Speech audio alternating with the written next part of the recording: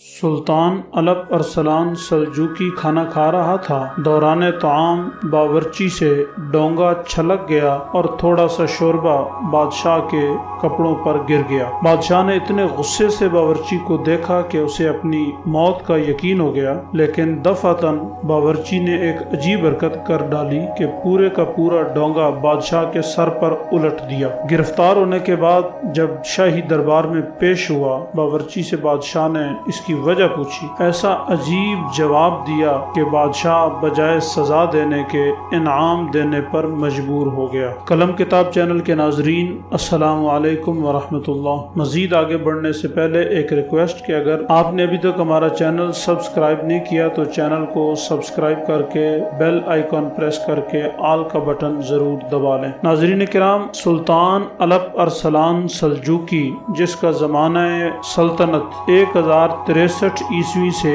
1072 عیسوی تک ہے، سلطان ایک دفعہ کھانا کھانے بیٹھا تو باورچی کے ہاتھ سے ڈونگا گر گیا اور تھوڑا سا شوربہ بادشاہ کے کپڑوں پر گر گیا۔ بادشاہ نے اتنے غصے سے باورچی کی طرف دیکھا کہ باورچی کو اپنی موت کا یقین ہو گیا۔ اس نے اچانک ایک عجیب کام کیا کہ شوربے سے بھرا ہوا سارا ڈونگا بادشاہ کے سر پر الٹ دیا۔ ملازموں نے اسے پکڑ لیا، گرفتار کر لیا، دوسرے دن دربار میں پیش کیا گیا۔ بادشاہ نے کہا، تمہارا پہلا جرم تو معاف ہو سکتا تھا کہ وہ اتفاقاً تھا، لیکن تمہاری دوسری حرکت کا جواز کیا ہو سکتا ہے؟ باورچی نے جواب دیا، ذل الہی، مجھے پہلے ہی جرم سے یقین ہو گیا تھا کہ مجھے موت کی سزا ملے گی، لیکن ڈر یہ تھا کہ لوگ آپ کو ظالم کہیں گے، اس لیے میں نے اپنے گناہ کو سنگین بنا لیا تاکہ میری موت کا کچھ تو جواز نکل آئے اور آپ کے عدل و انصاف پر کوئی حرف نہ آئے۔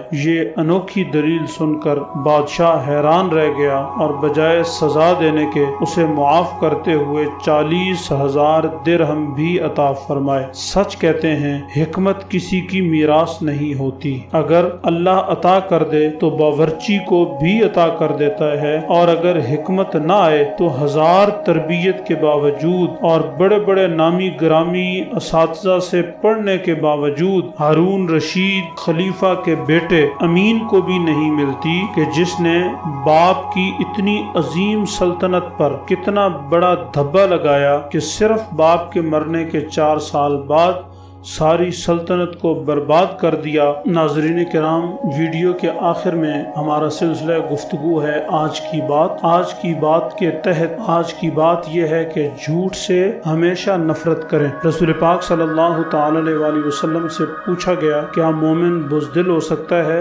فرمایا ہاں ہو سکتا ہے۔ پوچھا گیا، بخیل بھی ہو سکتا ہے؟ فرمایا ہاں ہو سکتا ہے۔ پوچھا گیا، کیا مومن جھوٹ بھی بول سکتا ہے؟ فرمایا ہرگز نہیں، مومن کبھی جھوٹا نہیں ہو سکتا۔ ایک اور دانشور کا قول ہے کہ ایک آدمی ایک جھوٹ کو چھپانے کے لیے 20 اور بولتا ہے۔ ایک اور دانشور کہتا ہے، اگر سچ کو حیوانی صورت ملتی تو وہ شیر ہوتا اور جھوٹ لومڑی ہوتا۔ اور یحییٰ برمکی کہتے ہیں، میں نے کتنے ہی چوروں، شرابیوں اور جواریوں کو تائب ہوتے دیکھا، لیکن کسی جھوٹے شخص کو آج تک سچ بولتے نہیں دیکھا۔ جھوٹ ایک بہت بڑی لعنت ہے، اس سے ہمیشہ بچیں، اپنی اولادوں کو بھی بچانے کی تربیت کریں۔ اللہ تعالی ہم سب کا حامی و ناصر ہو۔ السلام علیکم ورحمۃ اللہ۔